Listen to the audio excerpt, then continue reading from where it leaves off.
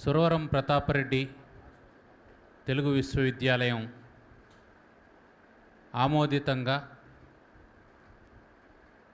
గత 5 సంవత్సరాలుగా ఇప్పటికి విజయవంతంగా 4 సప్తాహాలను శిబిరాలను నిర్వహించుకోవడం జరిగింది. అవధానం అంటేనే ఏకాగ్రత అని అర్థం. ఏ పనికైనా మనం చేయాలి అంటే ఏకాగ్రత లేకుండా ఆ పని చేయడం సాధ్యం కాదు. ఏకాగ్రత లేకుండా చేసేటువంటి పని వల్ల ప్రయోజనం లేకపోగా నష్టాలే ఎక్కువ ఉంటాయి. పైగా ఒక పని చేసేటప్పుడు ఆ పని యొక్క సంపూర్ణత లేదా సమగ్రత ఈ రెండు కావాలి అంటే ఆ రెండింటికంటే ముందు ఏకాగ్రత అవసరం చేసేటువంటి వ్యక్తికి. ఆ ఏకాగ్రతను గురించి తెలియజేసేటువంటిదే అవధానం. ఈ అవధాన విద్యా వికాస్ పరిషత్తును డాక్టర్ మర్రిమాముల దత్తాత్రేయ శర్మ గారు, కేవీఎన్ ఆచార్య గారు వాళ్ళిద్దరూ చక్కగా ఏర్పాటు చేసి నిర్వహిస్తూ ఉన్నారు. ఇందులో ఉత్సాహవంతులైనటువంటి పిల్లలకు మొదట అవధానం గురించి చెప్పడం జరిగింది.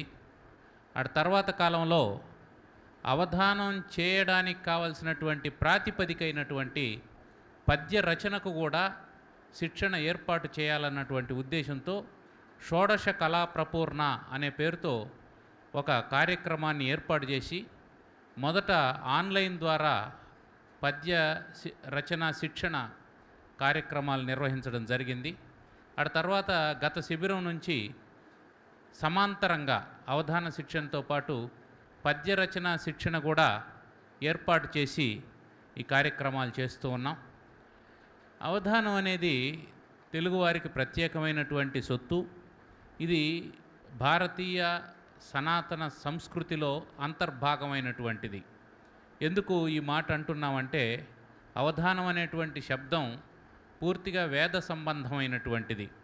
వేదంలో క్రమ, జట, ఘన మొదలైనటువంటి పాఠ పద్ధతులు ఉన్నాయి. వేదాన్ని సంరక్షించుకోవడానికి ఎలా చదివితే వేదాన్ని మర్చిపోకుండా ఉంటాం, ఒక అక్షరం కూడా పొల్లుపోకుండా మనం దాదాపు క్రీస్తుకు పూర్వం 5000 సంవత్సరాల నాటిది ఋగ్వేదం కాదు, కూడదంటే 3000 సంవత్సరాల నాటిదని అనుకున్నా ఋగ్వేదం యొక్క కాలం ఇప్పటికీ 5000 సంవత్సరాలు. 5000 సంవత్సరాల కాలంలో మనకు 200 సంవత్సరాలకు ముందు మాత్రమే ముద్రణా యంత్రం వచ్చింది.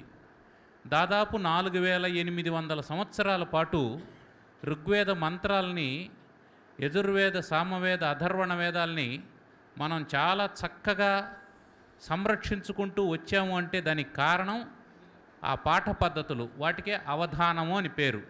కాబట్టి అవధానం వల్లనే మనం మన విద్యలన్నింటినీ కాపాడుకుంటూ వస్తున్నాం.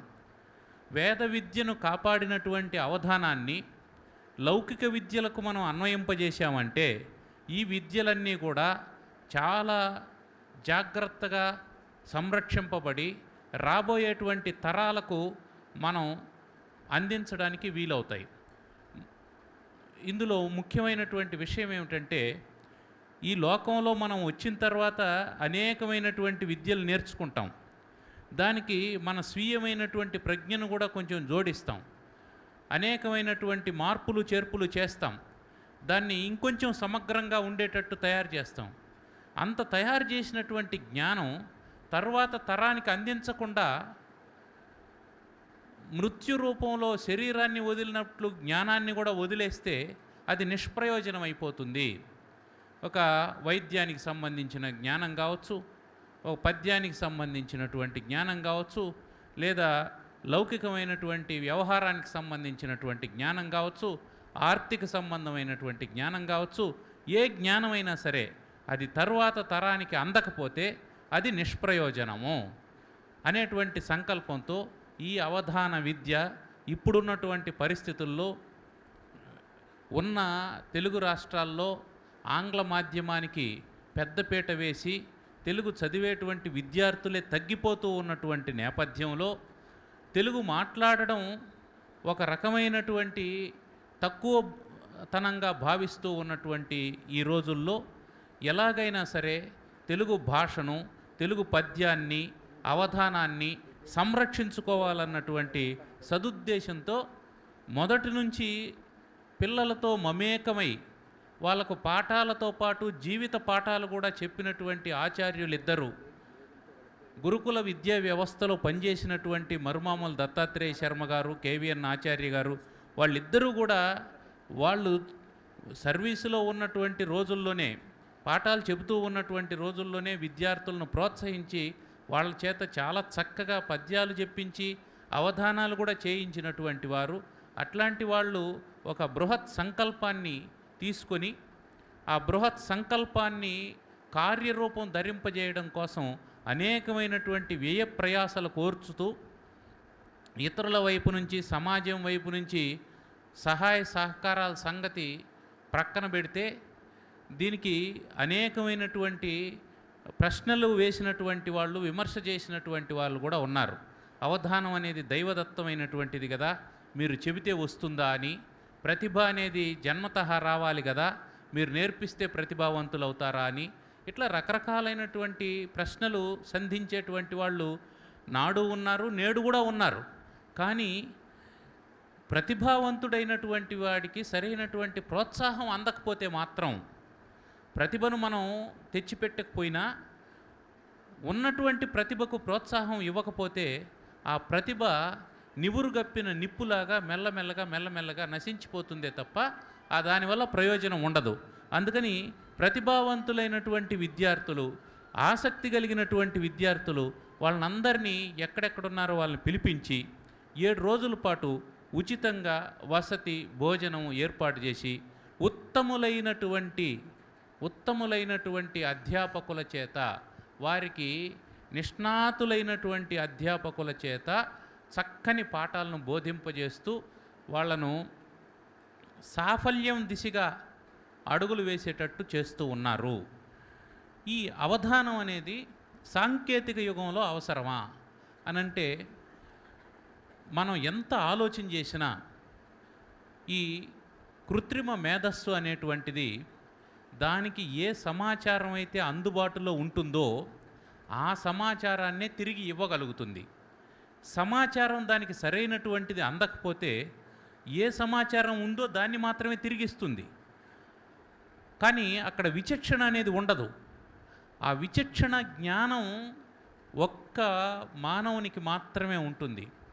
ఆ విచక్షణ జ్ఞానం ఉన్నటువంటి మానవుడు కృత్రిమ మేధస్సు సంబంధించినటువంటి యుగంలో కూడా అవధానము, పద్యము, సంస్కృతి, వేదము, వేద విద్యలు, సనాతనమైనటువంటి ధర్మము, సామాజికమైనటువంటి తెలివితేటలు, వీటన్నిటినీ జాగ్రత్తగా చేసి తర్వాత తరానికి అందించకపోతే, వాళ్ళ ఆలోచన విధానానికి మనం మెరుగుపెట్టకపోతే అనేకమైనటువంటి సాంఘికమైన దుష్పరిణామాలను మనం ఎదుర్కోవాల్సినటువంటి పరిస్థితి వస్తుంది.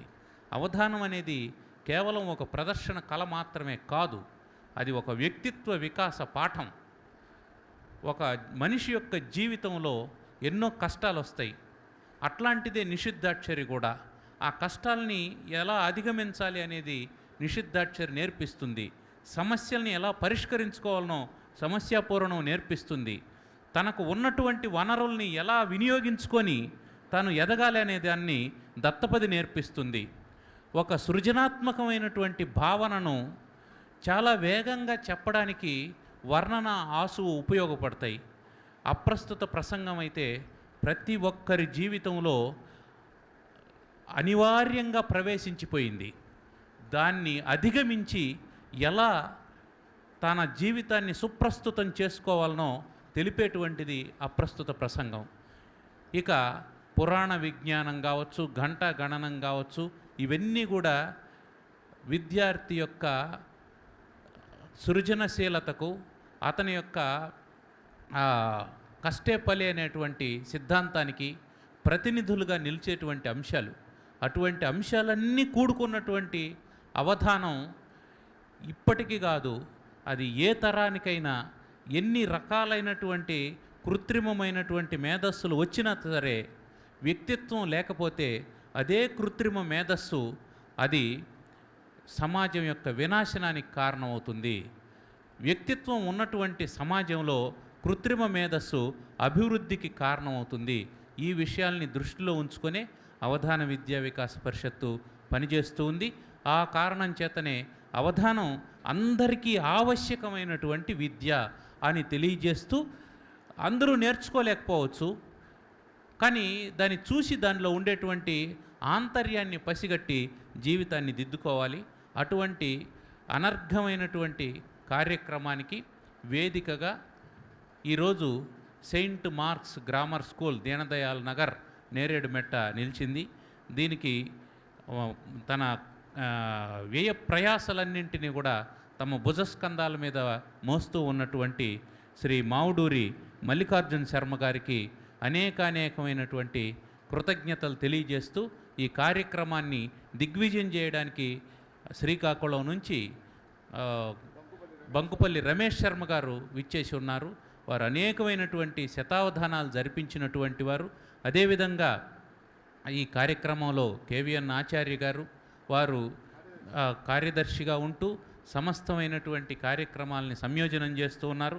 అదేవిధంగా కోశాధికారిగా ఉంటూ మన వాసుదేవరావు గారు, దుగ్గిరాల వాసుదేవరావు గారు, వారు కూడా ఉన్నతమైనటువంటి సాహిత్య నేపథ్యం ఉన్నటువంటి కుటుంబం నుంచి వచ్చినటువంటి వారు. వారు కూడా దీన్నంతా కూడా ఇక్కడి ఆర్థిక విషయాలన్నీ కూడా సమన్వయం చేస్తూ ఉన్నారు. దీన్ని దర్శనం యూట్యూబ్ ఛానల్ ద్వారా నిరంతర ప్రసారం కూడా చేస్తూ ఉన్నారు. అది ఇక్కడ ఉన్నటువంటి వాళ్ళ కోసం, ఇక్కడికి రాలేనటువంటి వాళ్ళ కోసం కూడా ఈ సమాచారాన్ని అందించడానికి వాళ్ళు చేస్తున్నటువంటి కృషిని ప్రశంసిస్తూ ఎంతోమంది మహాత్ములు దీనిలో పాల్గొనబోతూ ఉన్నారు.